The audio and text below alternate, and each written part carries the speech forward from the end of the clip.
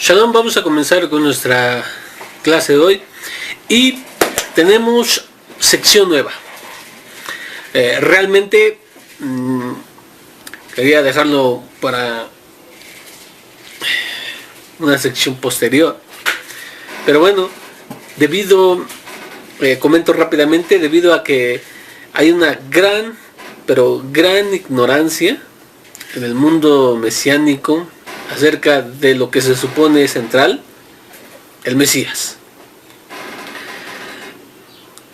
Estuvimos, y esto fue a raíz de lo que surgió en los grupos, y vimos que todavía muchas personas tienen todavía el concepto, todavía tienen la historia, las doctrinas y todo lo relacionado al Mesías conforme se lo enseñó la Iglesia Católica Apostólica Romana. Muchos han adoptado lo que dice el cristianismo y aún siguen viendo al Mesías como al Jesús cristiano. No de una manera despectiva, pero ciertamente no ven el lado judío, no ven el lado hebreo, absolutamente todo lo que gira alrededor del Mesías. Por desgracia, tienen todavía la concepción, la forma de verlo, en lo que es, el cristianismo.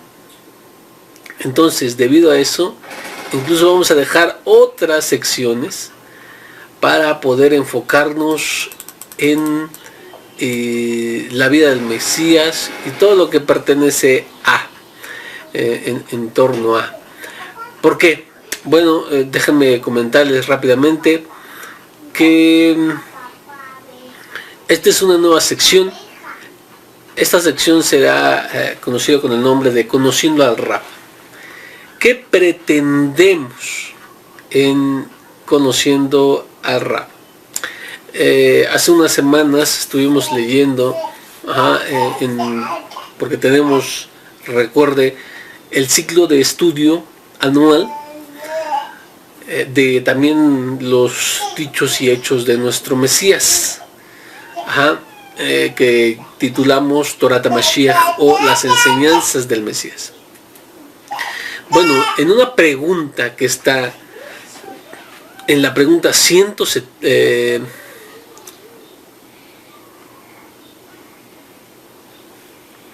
no, es en la pregunta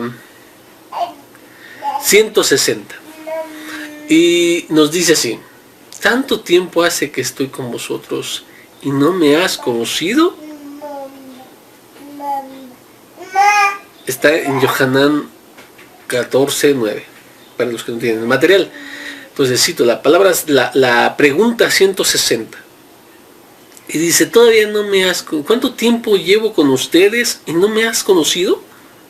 Eso pregunta el Rab a uno de sus talmidim más cercanos, a un talmid, talmidim es plural, a un talmid que es muy cercano a él, uno de los 12. Y entonces, si esto le preguntaba a uno de ellos, que eran cercanos a él, quiero llevarlo a más. Es una pregunta para nosotros. Y mucha gente se jacta. Mucha gente dice: bueno, yo llevo 5, 10 años en raíces hebreas, pero ¿cuánto tiempo estoy con ustedes si todavía no me conoces? Muchos todavía siguen teniendo ideas extrañas y ajenas a la Torah.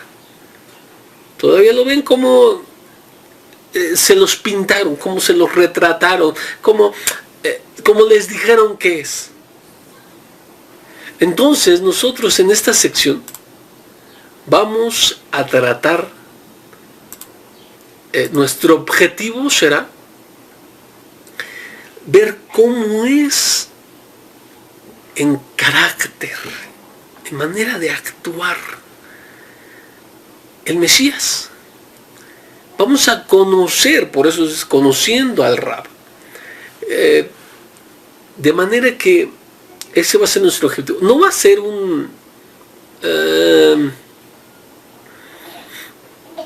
un comentario, puesto que eso lo hemos reservado para otra sección. Lo que queremos aquí es meternos en los ojos de los talmidim, meternos en sus zapatos, lo que vivieron ellos.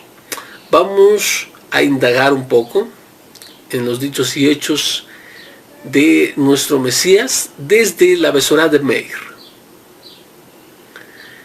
Vamos a dar una pequeña introducción. Meir no es un talmid de los 12. Es talmid, es alumno, discípulo de Shimon Kefa Shaliach, el más destacado, el más grande de los primeros discípulos. Entonces, ¿por qué lo elegimos a él? Vamos a dar un poco acerca de eso. Vamos a tratar de ver el modus vivendi, si es que lo podemos decir de esa manera, analizar su carácter, sus virtudes, sus cualidades, en cuyos casos nos vamos a apoyar de manera central en la Besorá de Meir, pero obviamente vamos a estar utilizando también los otros registros, conocidos como Matitiá, Hillel y Yohanan. Pero no solamente esto, sino que también vamos a traer algunas cuestiones que están en algunos llamados apócrifos, pero ustedes lo van a ver de qué forma, al momento de las lecciones van a ver de qué forma lo vamos a ir haciendo. Y si utilizamos algo que está fuera de los que se llaman hoy canónicos, bueno, también lo diremos ahí, y para que ustedes tengan conocimiento de dónde lo sacamos, como es como ya es nuestra costumbre. Entonces, al igual que Meir no es uno de los que está en su círculo interno, no es de los principales, ni los talmidim que escucharon, que vieron, sino que es alguien que escucha de uno de los principales. Alguien que escucha, ¿sí? Entonces estamos en una condición similar. ¿Por qué? Porque tampoco nosotros no vimos, no escuchamos en ese momento cuando el Mesías habló, cuando el Mesías actuó. Entonces nos vamos a tratar de poner en estos zapatos. Ahora, como decíamos, ¿por qué Meir y por qué no otros? Bueno, como primer lugar, es el registro más, probablemente más antiguo y más fiable que existe dentro de los canónicos. Y también viene del más destacado de los primeros discípulos. Ya lo dije, Shimon Kefa.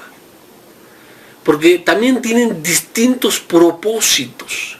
Si nosotros leemos estos registros, vamos a darnos cuenta que hay propósitos definidos para lo que ellos escribieron, para lo cual formaron así. Por ejemplo, dice en el libro conocido como Hillel, capítulo 1 del 1 al 3, nos dice: ya que muchos han intentado coordinar una narración de las cosas que se han verificado plenamente entre nosotros. Aquí da el autor la información que nos debe estar presente en todos nosotros cada vez que leemos. Había muchos escritos, muchos trataron de llevar, como lo dice ahí, una narración, de poner en orden los hechos que habían ocurrido y pues las enseñanzas del maestro en general. Estos son intentos, ya ves, por eso dice, según nos los transmitieron los que desde el principio fueron testigos presenciales y ministros del mensaje. Me ha parecido a mí también, no es que haya Hashem hablado a esta persona, o que un profeta le dijo que escribiera, no, sino que él dice, a mí me pareció bien. a mí me pareció que yo también lo debo de hacer, y después de haberlo investigado con diligencia, desde el comienzo, te lo escribo en orden, y así, o sea, el propósito de él es presentarle a una persona, o al que va dirigida toda esta narración, de forma, como lo dice él, con una investigación, todas las cosas en su orden, verificando, yendo con las fuentes que más cercanas, con los que vieron, con los que escucharon y con los que proclamaron el mensaje. Eso es el propósito de lo que pone ahí. Ahora, no es simplemente ¿no? Por eso es que en Hillel vienen algunas cosas que no vienen en las demás. Por ejemplo, hay una etapa de la infancia que no aparece en los demás. Todo es de testigos de segunda o tercera mano. Entonces, pero vemos lo que dice el de Yohanan. Yohanan, capítulo 20, verso 31, nos dice: pero estas cosas se han escrito para que ustedes crean que Yehoshua es el Mashiach, el Hijo de Elohim, y para que creyendo tengan vida en su nombre. Entonces, el propósito de él no es narrar una historia o poner los hechos en un modo cronológico o algo parecido, sino que simplemente él presenta los dichos y hechos de nuestro maestro para tratar de probar que él es el Mashiach. Ese es el propósito. Matitya, él es todo su libro. Él tiene el propósito de una defensa y comprobación a través de lo que vemos muy marcado en él, es tratar de conectar las partes de la vida del Mesías con algún verso o con alguna interpretación de algo del Tanaj. Aquí es donde se citan muchas veces, y por eso también hay una genealogía al principio. Y si ven, otro día lo vamos a ver, él no escribe para cronológicamente, no es así.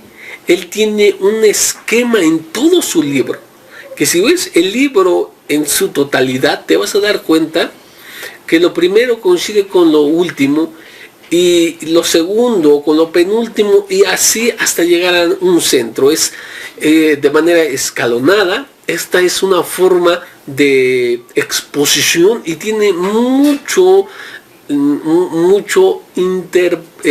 interpretación de él a muchas de las cosas, y muchas de las cosas que están ahí deben ser interpretadas como alegóricas. Pero, en fin, eso es lo que está ahí. Pero entonces, ¿cuál es el propósito del escritor de Meir? ¿Qué es lo que encontramos en esta Besorá? Bueno, quiero citar primeramente algunas partes, ¿sí?, de lo que los primeros cristianos también atestiguaron.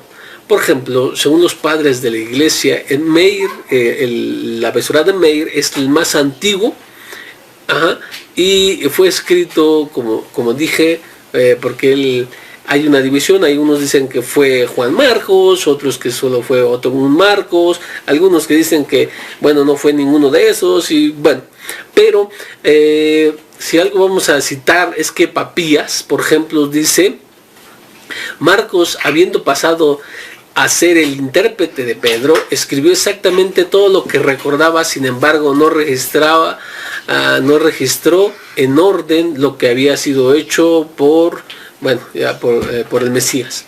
En fin, entonces él dice que este Marcos, nosotros lo conocemos por Meir, es Talmid de Shimon Kefa, y no lo hace cronológicamente. Bueno, ese es ya hacia el 130 después de nuestra era.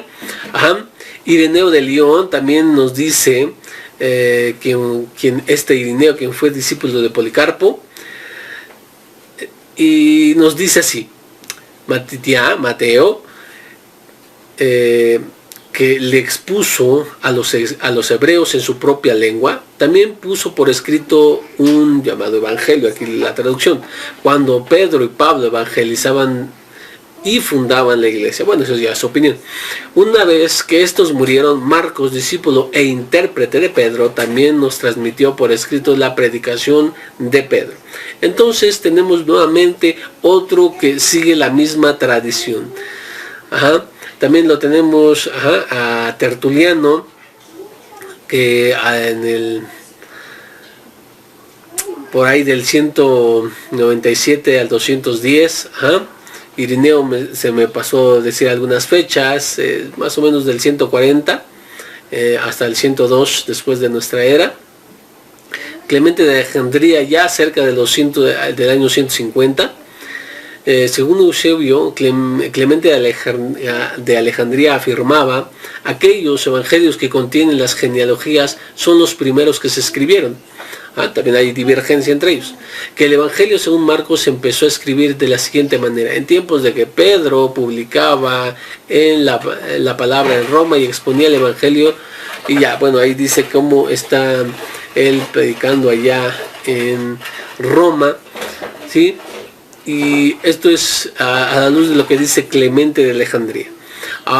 Y tenemos algunos otros testigos en la tradición, pero nosotros no nos vamos a basar en la tradición, sino que hablamos que un argumento a favor es que ciertamente la tradición también lo tiene en mente, lo tiene como en varios testimonios de varias personas. Vamos a anotarlo en las evidencias del texto, que eso es lo que realmente nos interesa. Vamos a ver cómo es que deducimos que fue escrito bajo los recuerdos del Talmid principal de Yeshua, nuestro santo maestro, que es Shimon Kefa. Vamos a verlo en el texto. Una cosa aquí, vamos a verlo, voy a tratar de darlo lo más corto posible. Tenemos que en esta narración vamos a ver que hay una conexión directa a la vida y al entorno de Shimon Kefa, y por eso es que decimos que ciertamente viene de los recuerdos de Shimon Kefa. Muy bien, por ejemplo, empieza diciendo que en Marcos 1:16 nos dice: andando por la orilla del mar de Galil, vio a Shimón y Andrai, hermano de Shimón, echando la red al mar porque eran pescadores. Se ubica nuevamente en el entorno de Shimon Kefa, y nos dice que le llama. Está él constantemente en la sinagoga de Cafarnaum, que es donde, ¿sí?, la localidad de Shimon Kefa, donde vive Shimon Kefa. Ahora, eso está, por ejemplo, en Marcos 1:21 nos dice: entrando en Cafarnaum, y luego en el Shabbat entró a la sinagoga y se puso a enseñar. Muy bien, entonces se describen muchas cosas que pasan alrededor. Por ejemplo, dice, miren, el detalle de lo que hay en Marcos 1:29. Enseguida, cuando salieron de la sinagoga, fueron con Jacob y Yohanan a la casa de Shimón y Andrai.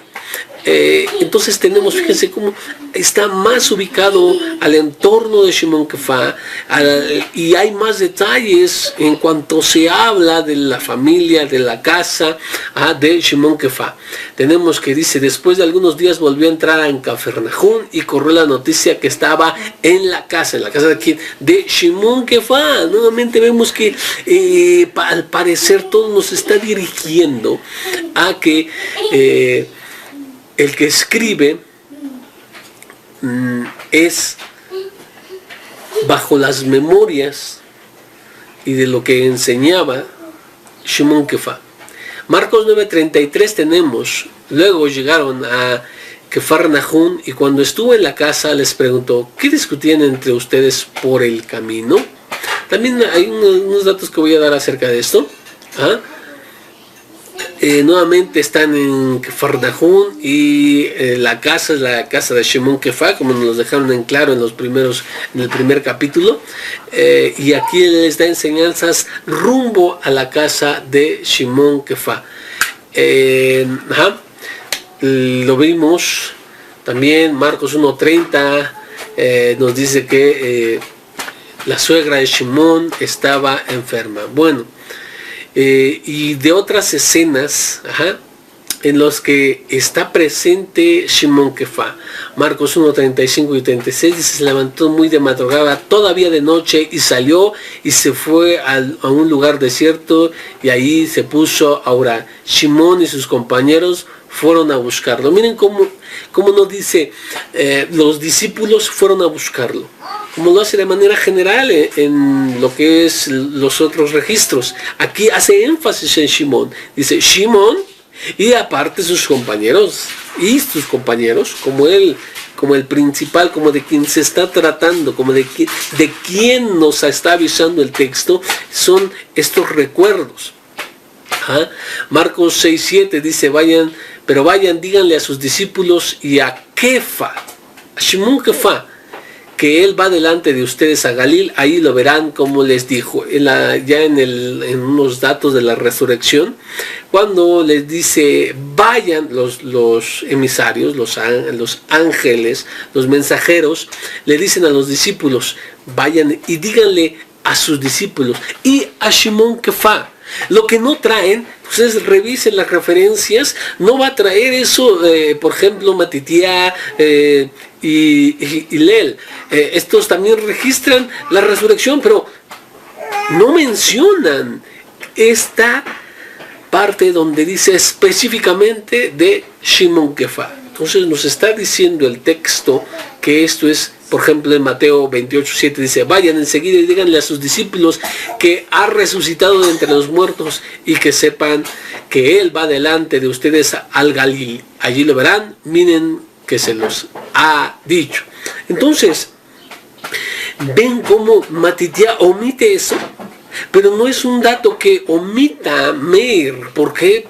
Porque Meir está escribiendo bajo la influencia de los recuerdos y del mensaje como lo daba Shimon Kefa. Unos datos más. Por ejemplo, recordamos muy bien el evento, de hecho es algo muy conocido, el evento donde Shimon Kefa camina sobre las aguas. Ustedes recordarán, le dice al Rab: ven, y él empieza a caminar sobre las aguas, pero viendo alrededor dice que se hunde. Si ustedes notan,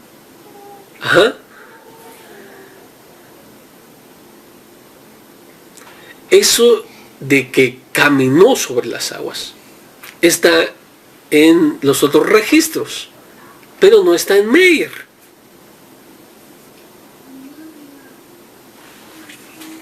Ahorita vamos a ver la razón, vamos a otra. Cuando voy a leer Mateo 16, 18 y 19, nos dice: pero yo también te digo que tú eres Kefa, y sobre esta roca edificaré mi comunidad, y las puertas del Sheol no prevalecerán contra ella. Y a ti te daré las llaves del reino del cielo. Todo lo que prohíbas en la tierra habrá sido prohibido en el cielo, y lo que permitas en la tierra habrá sido permitido en el cielo.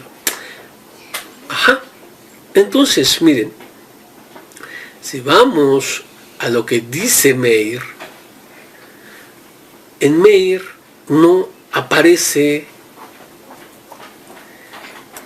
si lo buscan, Meir, capítulo 8, verso 27,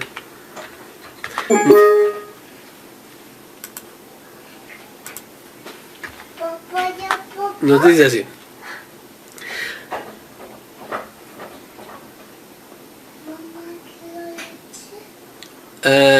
está justamente como dice, está el Rab preguntando acerca de quién dicen que soy. Hay algunos dicen Yohanan Amabdil, otros dicen Eliau, en fin, algunos de los Nevim, algunos de los profetas. y le dice, pero ustedes quién dicen que sois, y le dice que Shimon Kefa le dice, tú eres el Mashiach, y no aparece lo que está en Matitía. Matitía añade, pero yo también te digo, tú eres Shimon Kefa, o sea, el halago, porque le dice, no te lo enseñó nadie, pero te lo reveló mi Padre que está en los cielos, y a ti te voy a poner como, dice, te voy a dar las llaves del reino, y sobre ti edificaré mi comunidad. ¿Por qué no lo trae Meir? Si estamos hablando de que Meir es bajo la influencia de los recuerdos de Shimon Kefa, ¿por qué no trae esto? Y en Marcos 6:45, que cité hace unos momentos, nos dice cuando el maestro camina, ¿verdad? Y dice así, enseguida hizo que sus discípulos abordaran la barca para que fuera delante de él en Betsaida, a la otra orilla, mientras que él despedía a la multitud. Pero después de que se despidió de ellos, se retiró al monte a orar. Al caer la tarde, la barca estaba en medio del mar y él solo en la tierra. Al ver que ellos se fatigaban remando porque el viento les era contrario, era más o menos la cuarta vigilia de la noche, y fue hacia ellos caminando sobre el mar, y hacía como que iba a pasar de largo. Pero cuando ellos vieron que él caminaba sobre el mar, pensaron que era un fantasma y se pusieron a gritar. Y bueno, él les dice, tengan ánimo, yo soy, no teman. Y entonces subió a la barca y se calmó el viento. Ellos quedaron muy perplejos, pues no habían entendido lo de los panes, mas sus corazones estaban endurecidos. Y dice, luego, terminaba la travesía y llegaron a la tierra de, oye, ¿qué pasó? Pero si Matitía y los otros nos dicen que ahí Shimon Kefa pide ir con el maestro y camina sobre las aguas. Vemos que en dos partes, en la Besorá de Meir, hay una omisión. Tampoco se dirá nada acerca de lo que nos dice en Matitiao de la moneda que es encontrada en la boca de un pez. Ustedes recordarán eso, que le dice, bueno, para hacerlo un poquito más corto, no vamos a ir a leerlo, sino que recuerdan, le dice a Shimon Kefa, ve al lago, cuando pesques este pescado, vas a ver que dentro de su boca hay una moneda, ve y dala por tú y yo. Entonces, esto no está tampoco en Meir. ¿Por qué? ¿Por qué? Porque esto es como el Talmid principal de nuestro Santo Maestro, Shimon Kefa, compartía y enseñaba a la gente.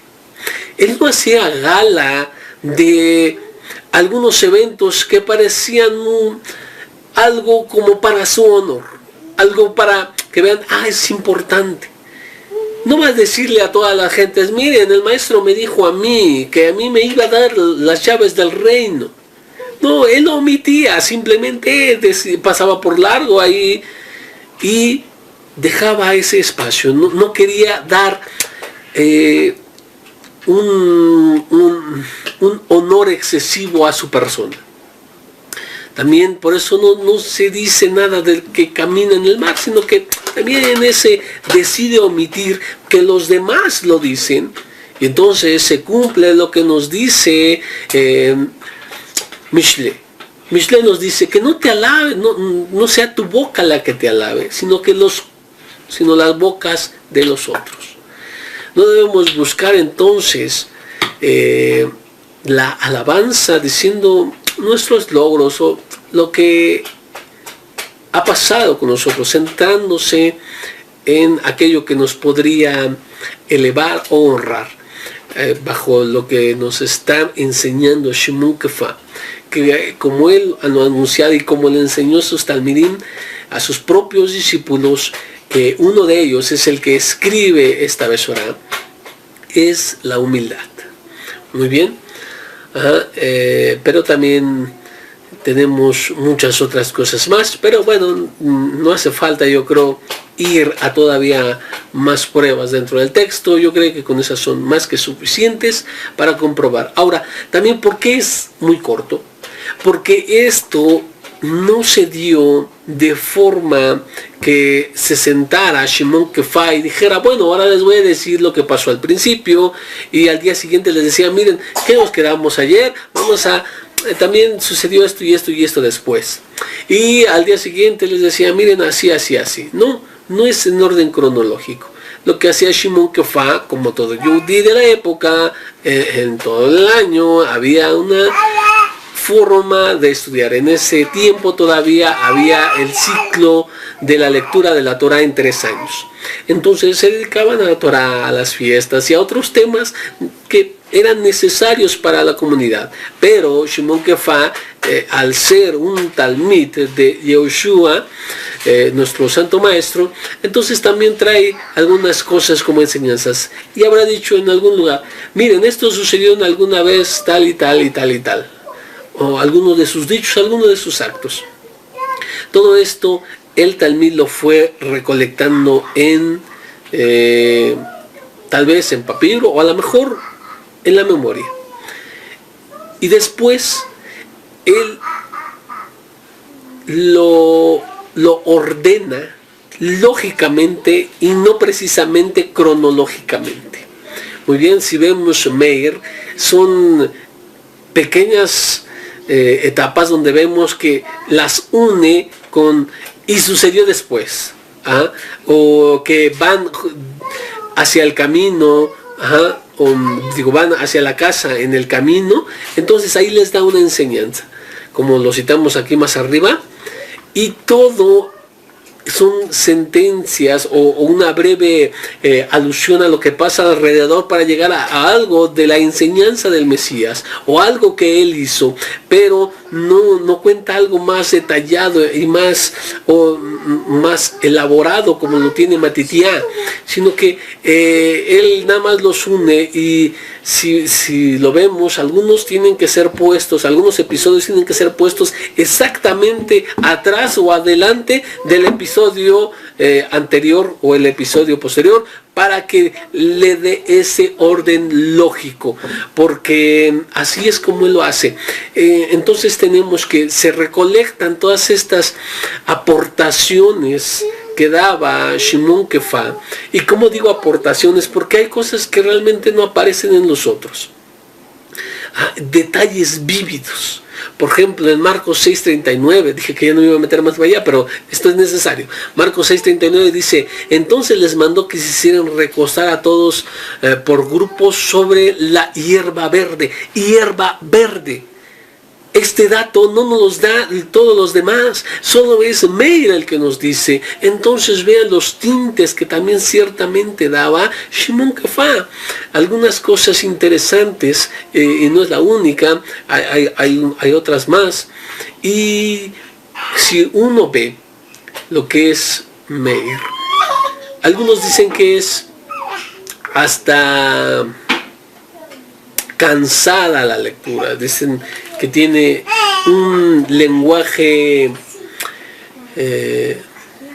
¿cómo lo dicen? Un lenguaje algo vulgar, y me refiero a vulgar con que no es muy elaborado, no es un erudito en la lengua. Une los episodios con y sucedió después, como lo dije, y no tiene un valor cronológico eso de y sucedió después. No quiere decir que literalmente sucedió después, pero bueno, eso ya es más análisis de lo que es el texto. Pero se hacía corto y se hizo en pequeños episodios para que se pudieran retener en la memoria, porque recuérdese que en los primeros discípulos esta era la forma usual, esta era la forma en que los talmidín preservaban la enseñanza de su rab. Ellos eran cada uno libros, rollos vivientes, y a veces era que cuando se juntaban estos discípulos podían recordar toda una enseñanza del Rab, porque había aportes de cada quien, ¿verdad? Entonces esto es necesario. Ahora, última cosa para hacer notar, ¿ya? Meir es talmid de Shimon Kefa. Algunos dicen que es el mismo Juan Marcos que acompañó a Shaul, también uno de los emisarios, pero no es posible porque vamos por argumentos. No quiero tardarme mucho en esto, pero bueno, vamos a ver uno de los argumentos más lógicos. No existe espacio considerable para que estuviera acompañando a Shaul y a la vez pudiera recolectar este material de Shimon Kefa. Además, no era la manera usual. Un talmid seguía a su rab, seguía a su maestro. No es como ahora los talmidín no tienen rab, no tienen maestro, aprenden de todos y nada más seleccionan. No es que aprendan, toman lo que quieren tomar de este maestro y toman lo que quieren tomar de aquel maestro, pero con ningún maestro está comprometido. Ninguno le puede reprender, porque si le quiere corregir, se enojan y se van para otro lado, porque él no me puede corregir. Y no se dejan enseñar una línea, no son estos, se supone son discípulos o alumnos de alguno, y no los siguen como tal. Esto no sucedió en el primer siglo. Eran alumnos comprometidos que seguían a uno de sus maestros y aprendían todo lo que puedan de él, no solo de sus palabras y sus enseñanzas, sino de sus actos en la vida diaria. Entonces tenían que acompañar al Rab, y de hecho tenían que servir al Rab. Por eso es que no es posible que acompañara, y en cuestión de fechas también no concuerdan las fechas para que pudiera estar con los dos y aprender de los dos. Y es más, si hubiera aprendido de Shaul, notaríamos algo de la influencia o detalles, de manera que pudiéramos ver que realmente fue parte de sus alumnos, pero no lo hay, no existe. Pero en cambio sí vemos que hay mucho de Shimon Kefa en torno a Shimon Kefa, con la familia de Shimon Kefa, en los lugares donde estaba y vivía Shimon Kefa. Entonces el texto nos está diciendo que en realidad no es el Juan Marcos que acompañó a Shaul, y este Meir que aparece que él menciona, Shimon Kefa menciona y le llama su hijo, es el que escribe este relato y el que nos presenta esta manera de ver al Mesías. Entonces tenemos que este es un relato que nos va a servir como el principal para ver la vida del Rab, y nuestro comentario, nuestro estudio de lo que es nuestro santo maestro Yeshua ben Yosef. Y quiero que quede muy claro que vamos a estar viendo esto a favor de muchos, no solamente de ustedes, sino de muchos que están, no quiero ofender, pero creo que estamos muy perdidos en cuanto a la vida del Mesías.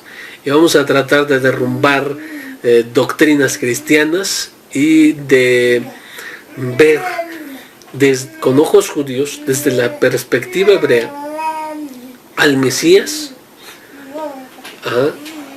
como cada talmid en el mundo debiera de ver al Mashiach. Muy bien, entonces yo creo que con esto sirve de introducción para esta nueva serie, y bueno, estaremos contentos de que nos acompañen y que, bueno, tengan una buena semana. Shavuot.